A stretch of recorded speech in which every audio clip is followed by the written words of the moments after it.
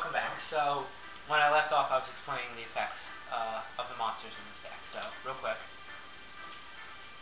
I already explained Witch's Apprentice. You can go see the other movie if you want to know. The other two are Skelengel and Doron. Skelengel, when it's flipped, to let you draw a card. And Doron has a really cool ability, actually. It clones itself. So, if you have summon this card and you have an open monster spot on your side of the field and activate the effect, a second Doron will appear from out of nowhere. And that's useful with the tribute monsters because that way, even if they manage to destroy one of them, you have at least one more for your one tribute, or if they don't destroy either, you now have two monsters to sacrifice for your two tribute monster. Now I'm going to go to the trunk, and before I start putting monsters in there, I'm going to explain the summon system. Each monster in this game, in addition to type, has a summon type. And the summon types have an inferiority, superiority type of relation with two others. And they run in, there are two circles. So we have, the first circle involves Shadow, Light, Fiend, and Dreams. So we'll start with Shadow. Shadow monsters automatically destroy Light types. Light types automatically destroy Fiend types. Fiend types automatically destroy Dream types. And Dream types automatically destroy Shadow types.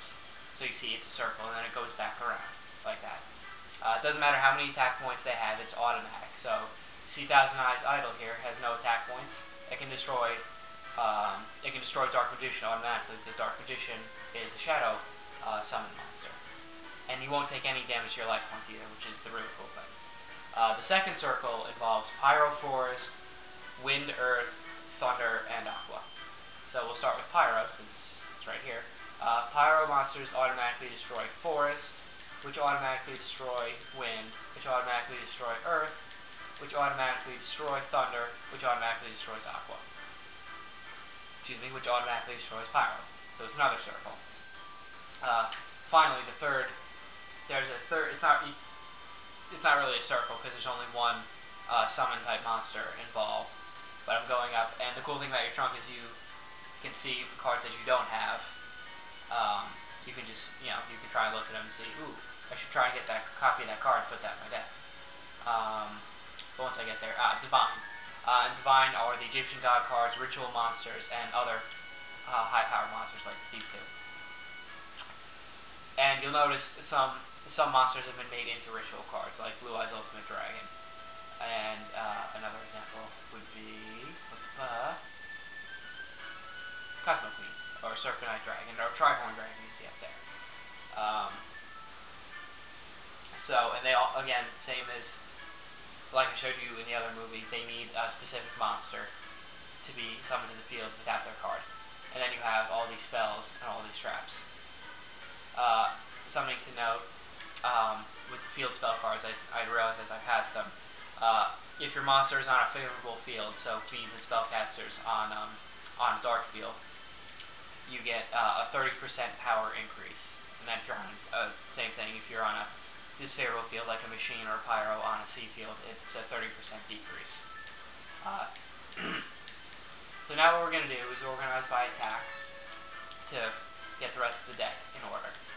So we go down to, and we see all these monsters, and I have it organized by type. And the way I'm doing this, by the way, is pressing the L button, so you can change from, it starts showing you the attack and defense, and you can go to type and summon, cost, nothing, and back to this. Let's see. The first thing I want to do is go all the way down to the bottom, to Thousand Eyes Idol. Since it's the only Dreams type monster in my trunk, I should put it in so I can destroy any strong Shadow monster. And the next thing I'm going to do is put in a second copy of Flame Viper. And now, all these monsters with over 500 attack that aren't in my deck just yet are going in. Except for one, which I will set for Shadow Spectre. And as I put the rest of these in, I'll explain. In this game, and now I'm at 40 cards. And also, I'm well below the deck capacity limit, which is good. But, that was the wrong button, sorry. But in this game, you have the ability to ante a card. So, and then there's low level and high level. So, technically, and I don't know why. Shadow Spectre is considered a high-level ante. So by anteing up him, I can get a high-level card in return. And it doesn't matter, you can ante up an Egyptian God card and still get Shadow Spectre in return. It doesn't matter, as long as you ante a high-level card, you'll be given any high-level card in return. Likewise, if you ante a low-level card, which would be, like one of these guys, you'll get something just like them in return, a low-level card. So now I'm going to save, and we're going to go to the opening ceremonies. And we're going to hear Kaiba explain the rules of the tournament, which is no different than... It's not really going to explain the rules, it's just going to explain that you need to get the locator cards to advance to the finals. And you'll see, he says it takes place throughout the town. There are many different areas, but you'll find at least one duelist in every area. And turn the card over the winner. That's the ante rule I mentioned before.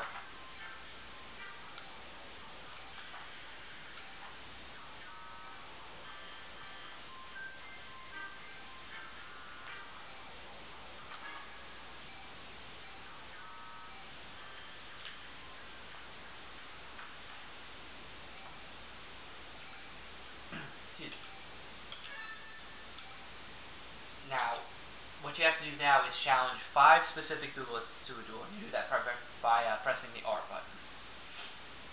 So, once Joey stops talking,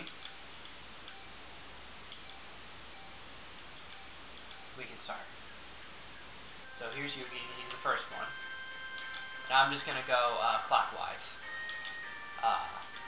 just because it's kind of simpler. Now here's Rex Raptor. He's not one of the ones you have to challenge, but just to show you that he's here, and that he's technically a named duelist because his face comes up.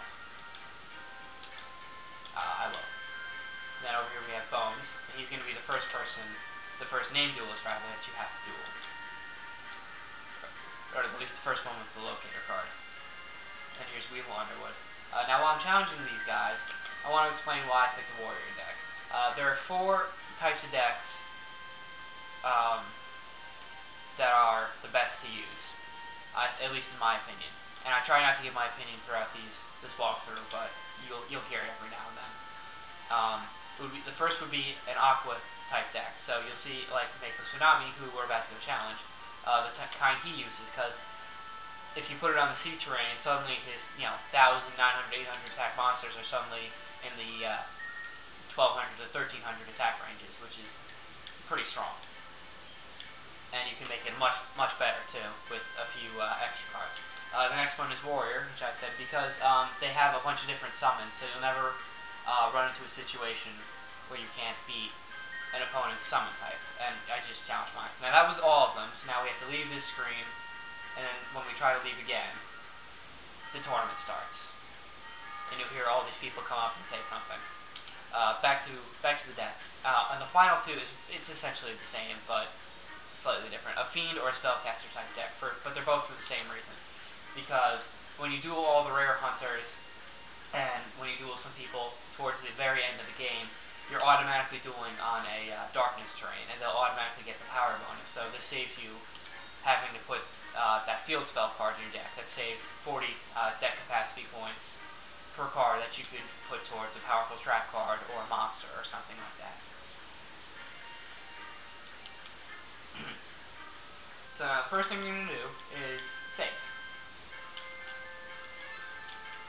And now I'm going to show you to the world map. So you exit here to go to the world map.